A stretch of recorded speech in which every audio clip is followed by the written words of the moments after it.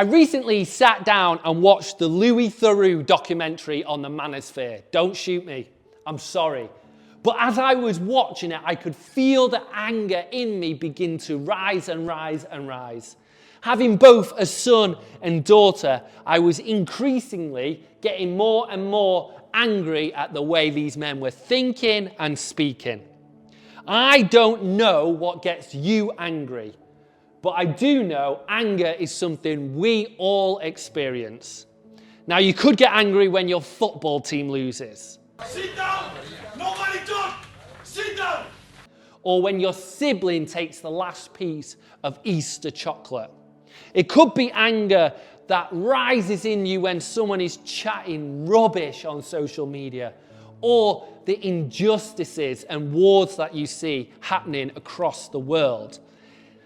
Everywhere we look now, everywhere we see, there is anger. Anger is all around us. Now, unfortunately, teenagers in particular might struggle with anger, and that is often caused by the pressures you have at school or college, the academic pressure, the social aspects of life, and the hormonal changes that are happening inside you. And these angers can manifest in fighting, in disrespect, or in shutting down. My house growing up was full of door slams. I loved a good door slam when I was a teenager. The thing is, we all feel anger, and anger itself isn't bad. In fact, anger can be a useful emotion which helps us identify and address unfairness and injustice in how we feel and in the world around us. Now, what that documentary does on another scale is it highlights how effective rage baiting is.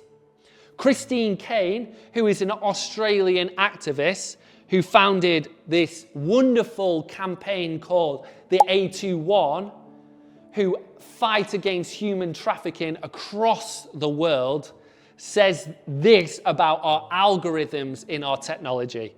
They are designed to keep people on as long as possible. And the way in which tech companies do this is by feeding us with things that anger us. So the angrier the people are, the better. And you and I are being formed by this all the time.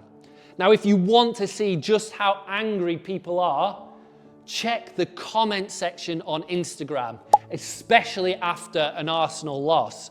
People are fuming. And this rage economy is how tech companies are making billions and billions of pounds. Now, MIT did an incredible study that studied this algorithm, and it's really clever because it can see what emotion it triggers in a person. If it posts something that makes someone feel happy, it will know it.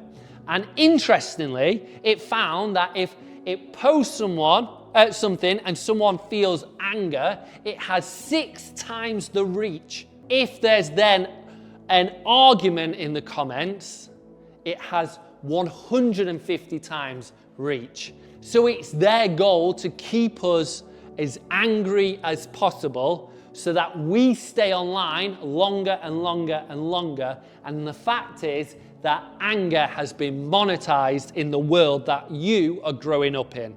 Now, social media algorithms, they literally promote content to you that triggers outrage because angry people click more, share more, and stay online more.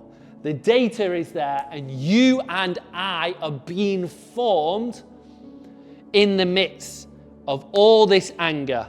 And therefore, we think it's totally normal to be this angry. And what happens is we take this anger that is happening online in the digital world and we bring it into our schools, we bring it into our colleges, and we bring it into our youth groups and churches, and everywhere we go, we're bringing this culture with us. And so what is our response to this angry world as young Christians living in 2026.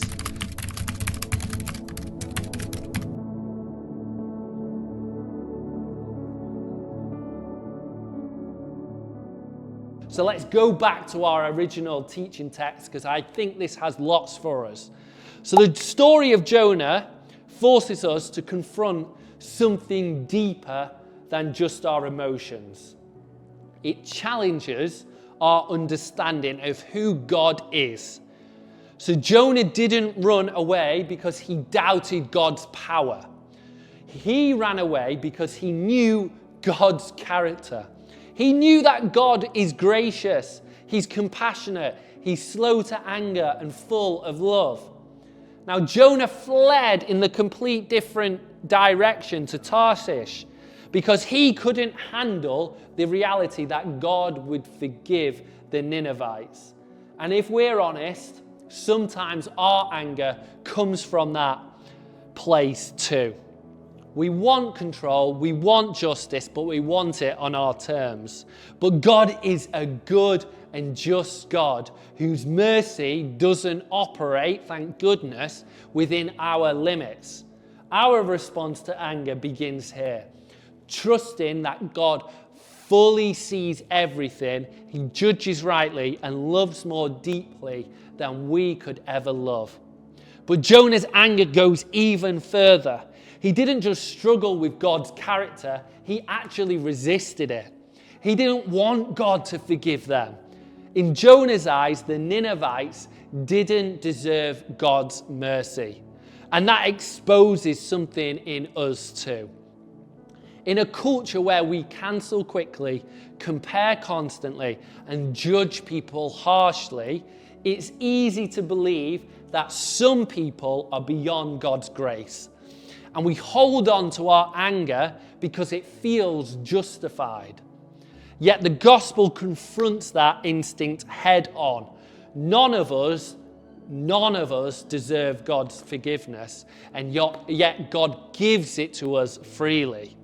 When we refuse to release anger, what we're actually doing is we're taking God off his seat as judge and placing ourselves on that seat and deciding who is worthy of God's justice, who is worthy of God's mercy, and who isn't.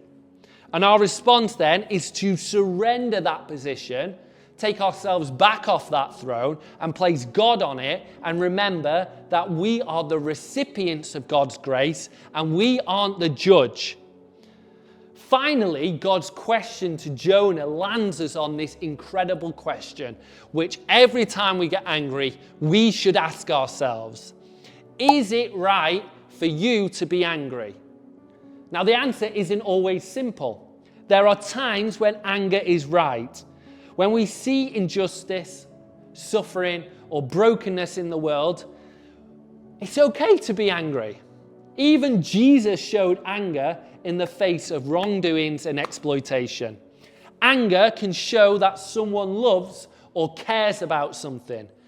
A God that doesn't get angry at abuse or wrongs can't be a good God. Timothy Keller said that if you have a God who never gets angry, you can't have a God of love. Because if you never ever get angry about anything, you don't love. If you love and you see the thing that you love being threatened, you get angry. So there are things in the world and in church that, if we see, should cause us to get angry. But there's a difference between righteous anger and misplaced anger. Some of the things that we carry into school, into college, offenses, comparisons, frustrations, some of the things that we carry online and take to online arguments, the friendship fallouts we have aren't ours to hold on to.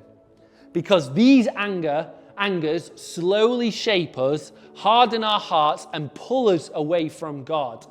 So in 2026, being a young Christian and responding well to anger means learning discernment. So asking that question, is this anger aligned with God's heart? Or is this something I need to release back to God? Because not every anger is meant to be carried. Some of it is meant to be surrendered. And as we finish, I'd love us to finish with these words from James chapter 1, verses 19 to 20. He says, "My dear brothers and sisters, take note of this. Everyone should be quick to listen, slow to speak, and slow to become angry. Because human anger does not produce righteousness that God desires." I feel like every time we go onto Instagram or TikTok, we should have to click on that verse and go, remember that. Because we all need to be quick to listen, slow to speak, and slow to become angry.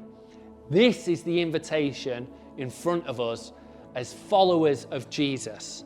In a world that reacts instantly, posts quickly, and fuels outrage constantly, the way of Jesus is totally different. Be quick to listen, slow to speak, and slow to become angry. Why? Because most of our anger doesn't lead to the kind of life that God is calling us into. It doesn't produce righteousness. It produces division between us, pride, and distance from God. So I ask you, is it right for you to be angry?